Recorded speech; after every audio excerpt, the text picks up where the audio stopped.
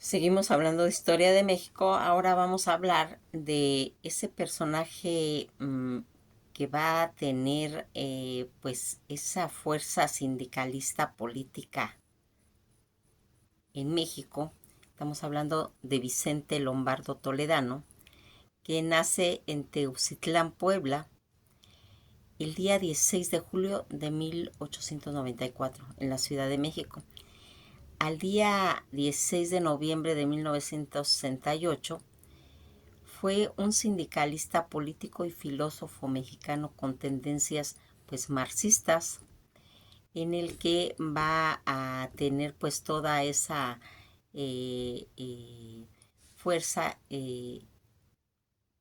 a través de la historia de México, en la que participó en partidos políticos revolucionarios desde 1929 a 1938, el Partido de la Revolución Mexicana desde el 38 al 46, el Partido Revolucionario Institucional del 46 al 48, el Partido Popular del 48 al 60 y el Partido Popular Socialista del 60 al 68, con distinciones en doctorado de honoris causa por la Universidad Nacional Autónoma de México.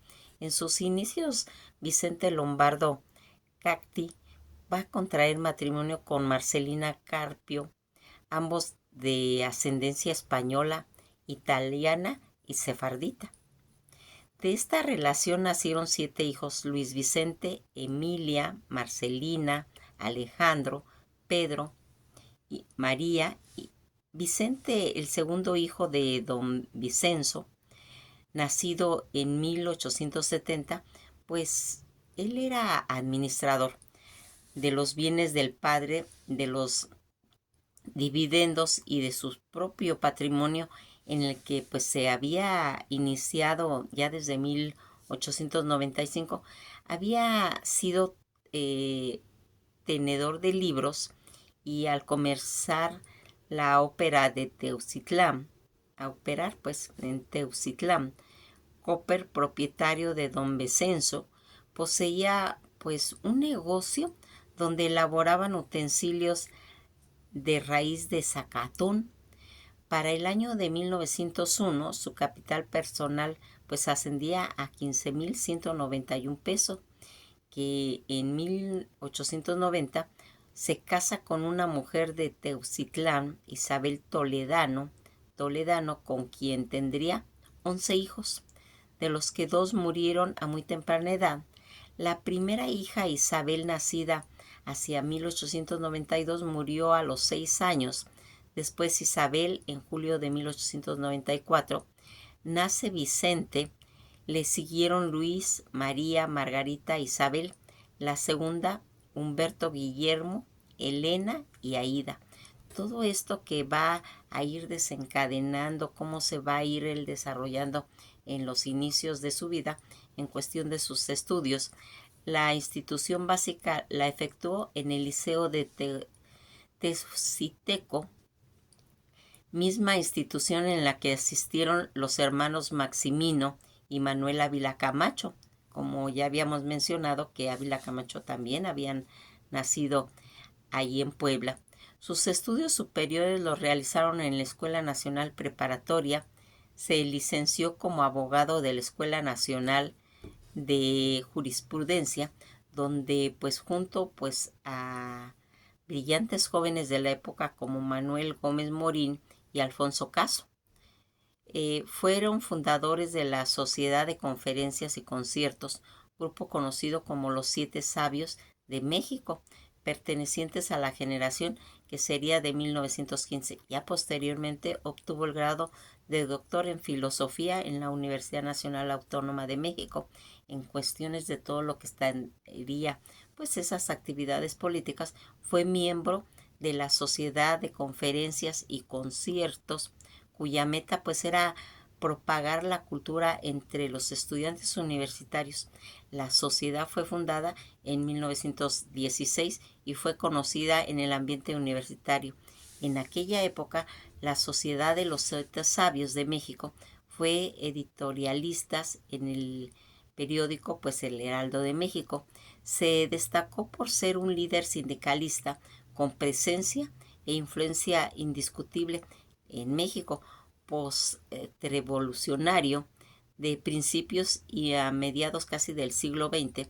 Fue secretario general de la Confederación de Trabajadores de México, de la CTM, ya en 1936 a 1940, en lo que sería lo de Ávila Camacho, en su sexenio, en la Confederación de Trabajadores de América Latina, CTAL, y el presidente de la Federación Sindical Mundial. No perteneció nunca al Partido Comunista Mexicano, PCM. Sin embargo, fue un militante convencido de la construcción de la sociedad socialista. Tuvo, pues se puede decir, mucha influencia pues en ámbitos sindicalistas y mundiales. Su autoridad moral siempre le permitió pues ir influyendo en las fundaciones de muchas centrales obreras americana, latina, así como fue un impulsor de la unidad de los comunistas en varios países. Señaló en varias ocasiones los errores en los que se incurrían pues tanto el Partido Obrero, por lo que muchas veces fue criticado y malentendido por quienes debían ser pues compañeros de lucha. Jamás presumió de ser comunista, pues decía que el día a día buscaba pues serlo. En su desempeño político fue diputado al Congreso de la Unión por el Partido Laborista.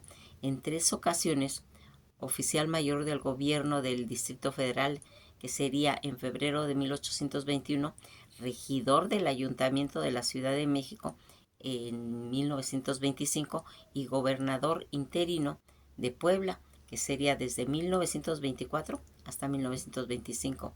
El día 13 de marzo de 1925, de regente junto con su colega Juan Rico, escogió esta fecha para la primera celebración contemporánea de la fundación de México Tenochtitlan a sus 600 años. En el ámbito académico fue director de la Escuela Nacional Preparatoria y fundador de la Universidad Obrera de México. En 2 ocasiones fue legislador de la Federación y llegó a fungir como gobernador del estado de Puebla. En 1948 va a fundar el Partido Popular.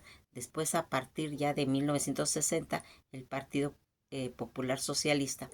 En 1952 fue candidato a la presidencia de la República por el Partido Popular. Va a morir el día 16 de noviembre de 1968 en la Ciudad de México, pues dejando 8 libros inconclusos, los cuales pues estaba escribiendo. A su sepelio asistió el expresidente Lázaro Cárdenas del Río. Sus restos mortales fueron trasladados a la Rotonda de Hombres Ilustres el día 16 de julio de 1994. Durante la Segunda Guerra Mundial, según pues algunos, colaboró con la inteligencia en defensa de la URSS, y a pesar de los arduos enfrentamientos internacionales contra los fascistas durante el corto pacto de que no agresión con Alemania nazi, la relación entre los agentes de ambas naciones pues fueron frías, no abiertamente agresivas, y a partir de la invasión alemana a Rusia, los agentes soviéticos, entre los cuales estaba supuestamente Lombardo Toledano, delataron a sus similares pronazis ante una política mexicana. Colaboró decididamente en favor de la URSS contra el fascismo. Todo ese pensamiento político y los legados que tenía, a pesar de ser conocido como un notable intelectual, su actividad política fue motivo de controversias. Se dice que para Lombardo la única izquierda posible era supuestamente existía dentro de un régimen posrevolucionario. Según Lombardo, en México no se podía avanzar hacia algo más como el socialismo por la dependencia hacia los Estados Unidos, por lo que esto debía apoyarse en esos regímenes pese a todos los fallidos y crecientes autoritarismos. Siguiendo esta consigna, nunca dio pues su respaldo a los movimientos sociales emergentes en México, ni tampoco condenó la feroz represión contra los movimientos magisteriales de 1958, la huelga ferrocarrilera de 1959, ni el movimiento estudiantil que ocurrió en 1968. Estos aumentó pues su crítica dentro de todos los campos de la izquierda y sus perfiles intelectuales fueron pues diluyéndose ante la sucesión presidencial que sería en 1940 y en contexto internacional en donde la Internacional Comunista promovió, se puede decir, estrategias del enfrentamiento popular, la alianza de los partidos comunistas con todo lo que sería el sector del centro para hacer frente pues a accesos mundiales del fascismo y el nazismo. Lombardo acusó de una carta ante el Gremio a la Comitén, al Partido Comunista Mexicano, de no seguir las estrategias por conseguir la precandidatura del general Francisco G. Mujica frente al moderador Ávila Camacho. La respuesta de la Internacional a los dirigentes comunistas mexicanos fue que se plegaron a la estrategia y siguieron pues toda esa influencia de Lombardo. Después ya en el PCM descalificaría al general Mujica como el candidato de Trotsky, vetándolo en cualquier apoyo. Para la elección ya de 1952 se gestaba, se puede decir, un amplio frente progresista, pues que compartirían por la presidencia después de un sexenio percibido como de desviaciones y de excesos, como le fue el alemanismo. Se acordó la candidatura del general Miguel Enríquez Guzmán, que sería apoyada por el Partido Popular Socialista de Lombardo. No obstante, poco antes de las elecciones, Lombardo rompería la alianza y se lanzaría como candidato, lo que pues fue visto como una maniobra útil al Partido del Estado en una elección con la sospecha tal vez de un fraude electoral. La izquierda colaboracionista de Lombardo seguiría en cuestión de esa alianza cómplice con el régimen priista hasta que en 1988 el partido que fue fundado tomaría pues actitud de disidencia, integrándose como un amplio opositor frente pues Democrático Nacional. Todas estas obras en las que en el sentido humanista de la Revolución Mexicana, que son pues sus libros, sus obras, la teoría de la práctica del movimiento sindical en México, la filosofía del proletariado, la batalla de las ideas de nuestros tiempos, el idealismo contra el materialismo dialéctico,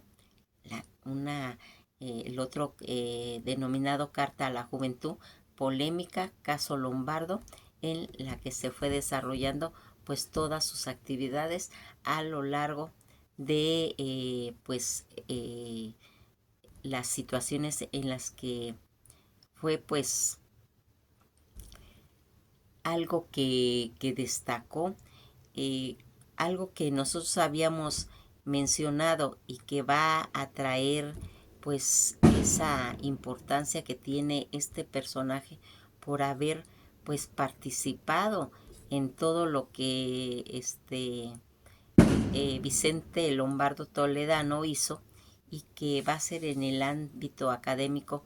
Fue, pues, como ya habíamos dicho, director de la Escuela Nacional Preparatoria y fundador de la Universidad Obrera de México. En 2 ocasiones fue elegido por la Federación y pues llegó a fungir como gobernador del estado de Puebla en 1948, donde fundó un partido popular.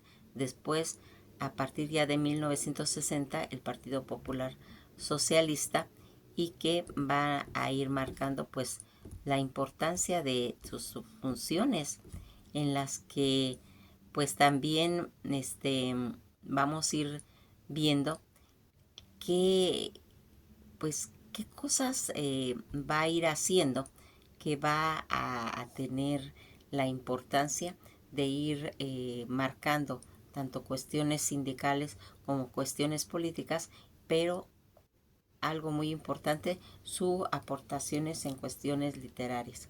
Nos quedamos hasta aquí. Vamos a ir viendo todos estos cambios a niveles de sindicalismo que tanto ayudarían a la área obrera como también al área en cuestiones del campesinado. Que pasen una bella tarde y pues nos veremos en el próximo video.